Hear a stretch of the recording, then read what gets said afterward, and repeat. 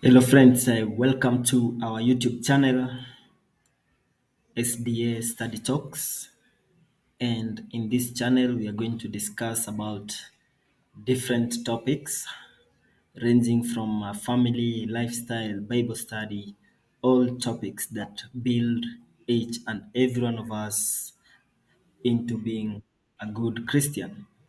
So today, I'm going to discuss about a very, very interesting story which actually affects each and every one of us either directly or indirectly. So there are some of us who are actually in the employment, and like many of you, others are also in different colleges and universities.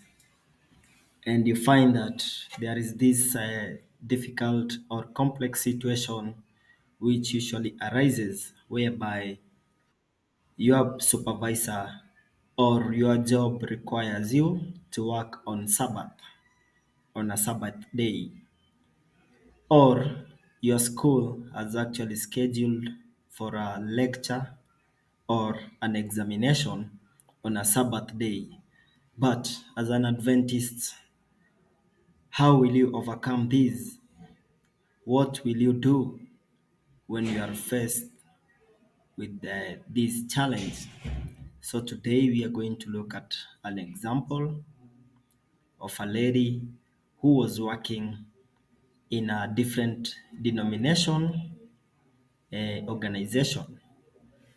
And through her work experience, she eventually experienced this situation. But the good thing is that despite losing her job, she managed to get a better place and a better work environment for her. So there is this lady who happens to be a friend. She used to work for a different denomination, which was actually worshiping on a Sunday. But this lady came from an Adventist family, meaning she could only worship on a Sabbath day, which is on the Saturday. So one moment, her company came to actually discover that this lady would skip working on Saturday, which according to her was on a day of worship, the Sabbath day. But the supervisor and the whole management was not happy about this. So what did they do? They gave her a notice and told her, if you want to maintain your job, you should actually work on a Sabbath day. So this lady, being a storekeeper in that company, she had no choice but to make tough decisions. So she called her dad at home and told him the whole story. Her dad would not help her, but instead he told her to look up in the skies and promised her that the same God who gave her that job is the same God that will make ways for her in another place. Then that was the message from the father. So the father did not tell her to make any type of decision. Her father left it upon her since she was already an adult and the father believed in her daughter. He left her to make her own decision. So this lady later on, I did not know what type of decision she made, but what I know is that she lost the job. So I will assume that maybe she refused to accept that notice or comply to that notice because it was infringing in the religious beliefs that she had subscribed to. And in her own perspective, it was a law which was going against God's order and instruction. So this lady went home. You can imagine losing your job. you are independent, and now you are going back to the village. But the good thing, she was well received by her parents, and they told her not to worry anymore, that the future is going to become brighter. So while this lady was at home, she applied for an internship in a certain company in Eldoret. So as she was doing her internship, the employers realized, wow, this lady has a potential to actually become a leader. And they made a good decision and posted her in Mombasa as the regional head manager. So this lady got a good job, a better job than the one that she had. And amazingly, back at her former employer's place, her position as a storekeeper has never been fully replaced. It is now 10 years since she left that place, but up to today, as confessed by one of the colleagues, it is evident that the denomination where she used to work has never found a storekeeper who was as reliable, as responsible as this lady was. So, what message are we learning today? We are learning that despite the cloudy skies, despite the thunderstorm, despite the rough terrain that your journey is actually part of, don't just make conclusions that everything is going to fall because of the decisions that you are making, which is actually according to God's will. You should give God an opportunity so that He will prepare for you a better future.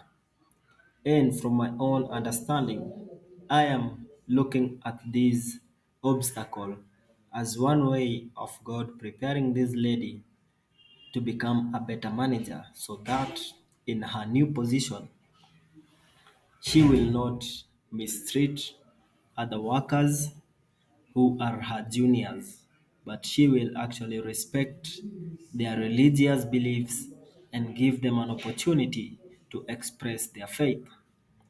So, what about you and I?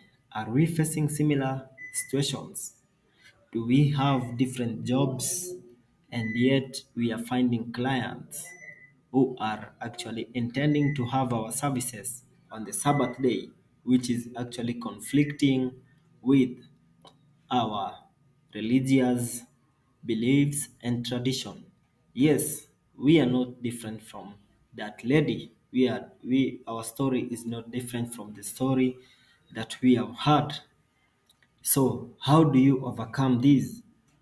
Now, on the next few points, I'm going to break down on different ways or different strategies which you can put in place to avoid finding yourself entangled in this complex situation. So, balancing your religious beliefs as a Seventh day Adventist with your professional commitment can be very challenging, especially when clients require your service on the Sabbath day, which typically falls on Saturdays. The steps that you should consider to navigate this challenge are like communication. Be open and honest with your clients about your religious observations. You should be able to explain that you observe the Sabbath on Saturdays and it is a day of rest and worship for you. Clients may not always be aware of your beliefs, so it is important to provide clear communication which can help set the expectations. Another way is to set boundaries. You should establish boundaries at your work schedule. Let your clients know in advance that you do not work on Saturdays due to religious reasons.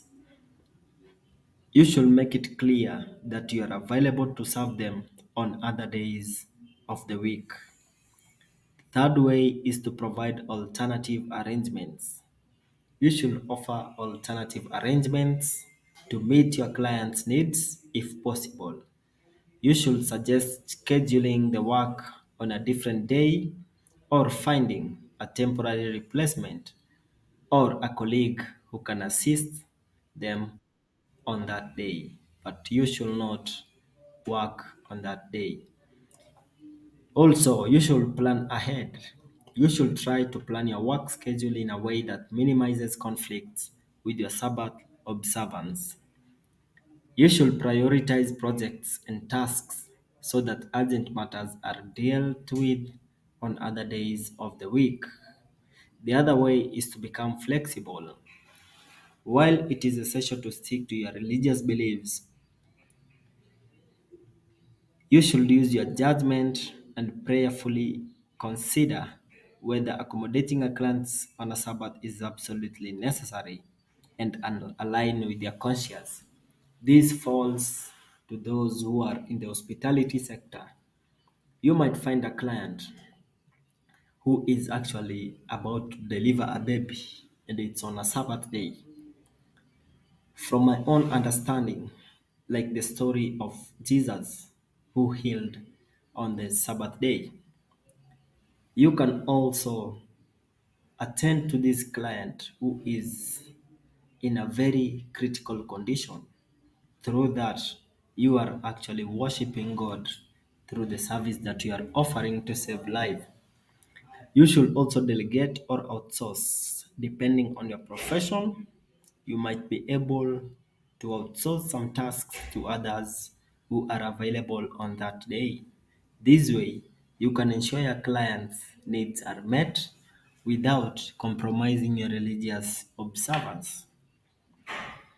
You should also seek support by discussing this situation with your church and community and seek advice from fellow Adventists who may have faced a similar challenge and overcome it successfully. They might offer guidance and support. If you find it very, very complex, then exploring an alternative career is a better option. So if your current profession consistently requires you to work on Saturdays and it becomes a significant issue for your religious observance, you might consider exploring alternative career paths or job opportunities that are more compatible with your religion's beliefs. Also,